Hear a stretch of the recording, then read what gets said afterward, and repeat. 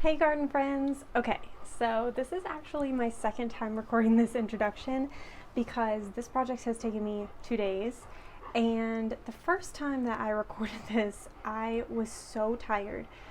So today we're going to be planting a Japanese Pieris and a Azalea that I actually got from a friend. And the story is that I actually went up the day before I did the first part of this video and literally got up at like 5:30 in the morning to go 3 hours away to get these plants from one of my friends who was taking them out. So that day when I was planting them, because I traveled 3 hours there, 3 hours back, it took me all day to get these plants, and pretty much I was so crazy tired because I got up super early in the morning to go and get them.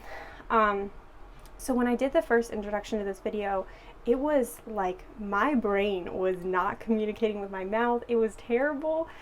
Oh my goodness. So I'm refilming this. If you see me in different clothes the first part of this video, that's why. It's just because I did that first part a couple days ago.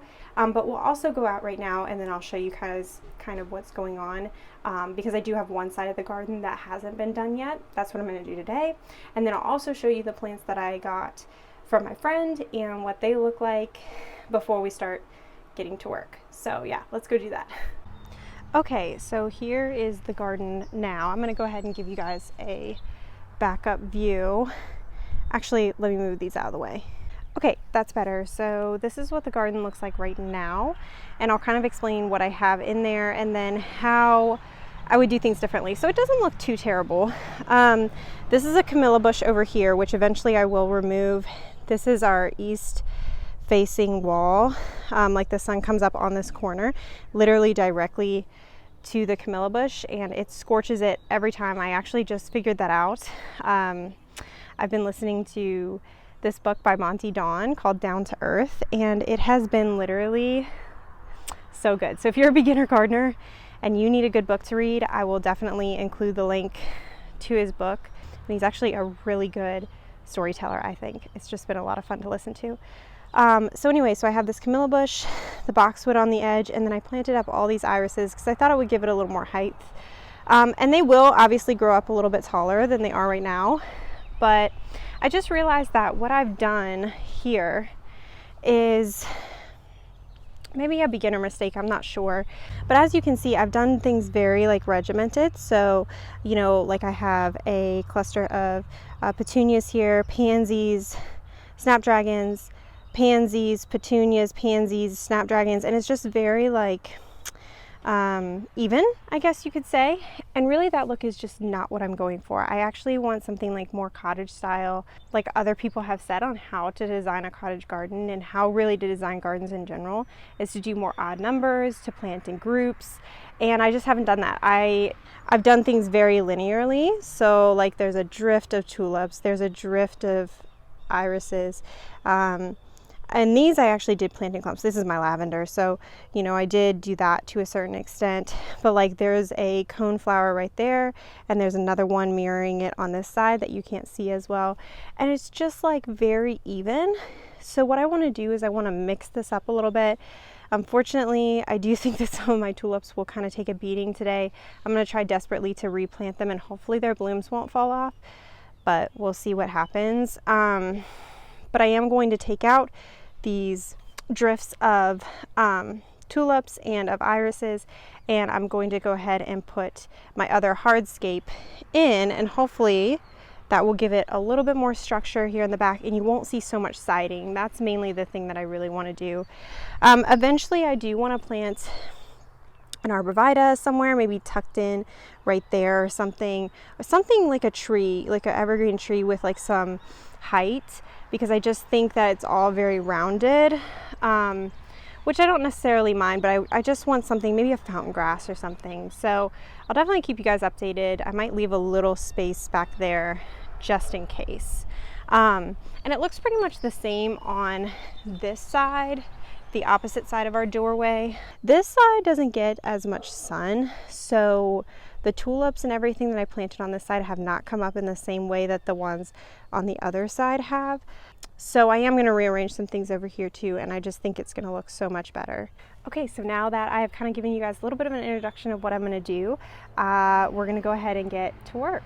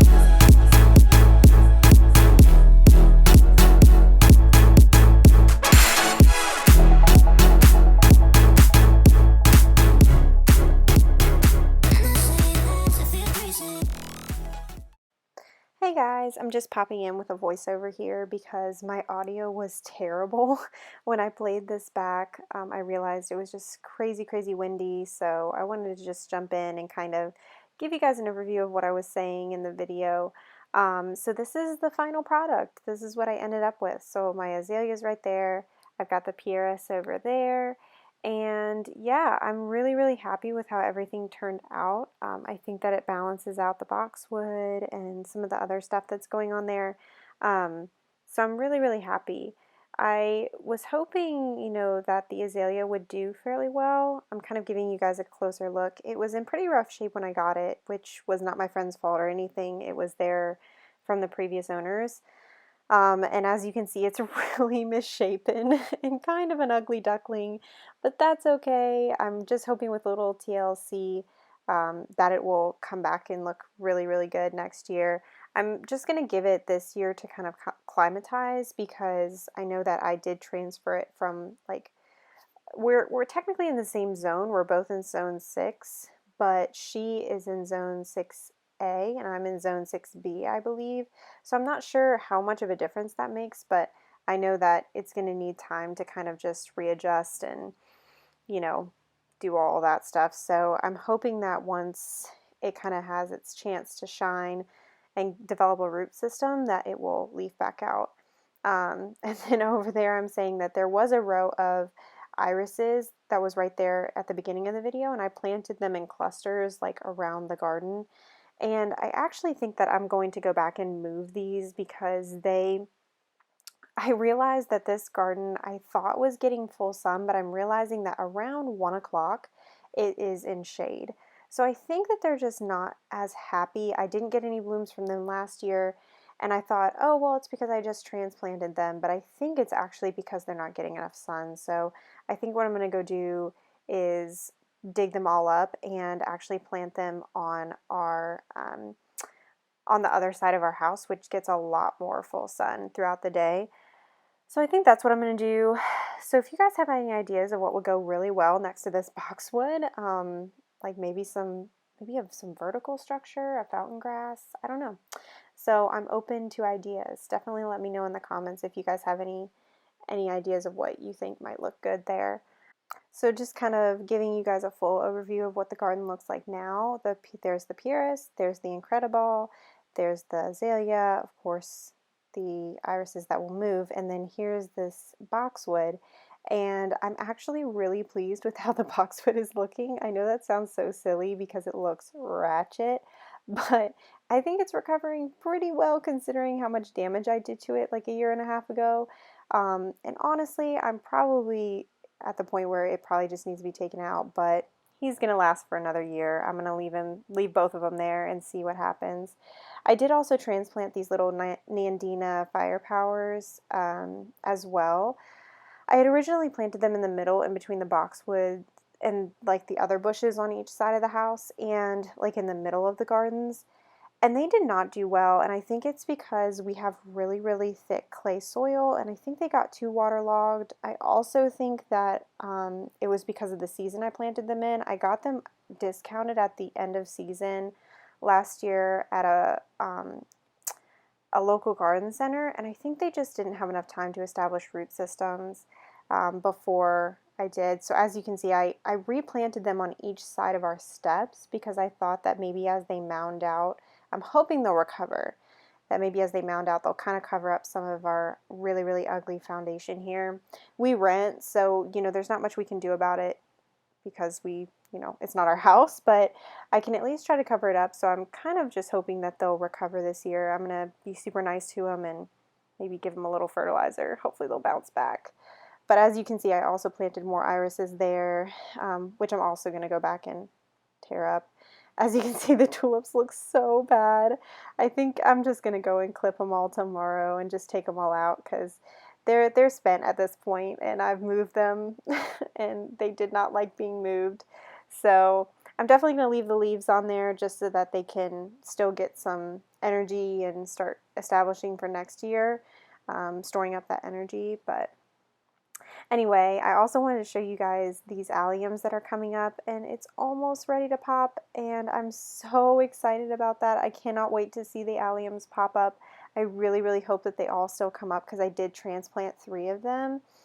So I hope that they still come up, and I will say that I think that they're going to. I just saw them the other day, and they looked like they were going to come up, so I'm pretty excited about that. Anyway, so that's pretty much how everything turned out. I'm really happy with it. I hope the azaleas leaf out and everything looks really good. I'll keep you guys updated, of course. But I hope you guys enjoyed this video. I'm really excited about some of the next stages and new projects that are coming up, so please stay tuned. And if you guys liked it, please subscribe and join me again and be my garden friend, and hopefully we can have some more fun in the upcoming videos. So I hope you guys have a great day, and I'll see you guys in the next one. Bye!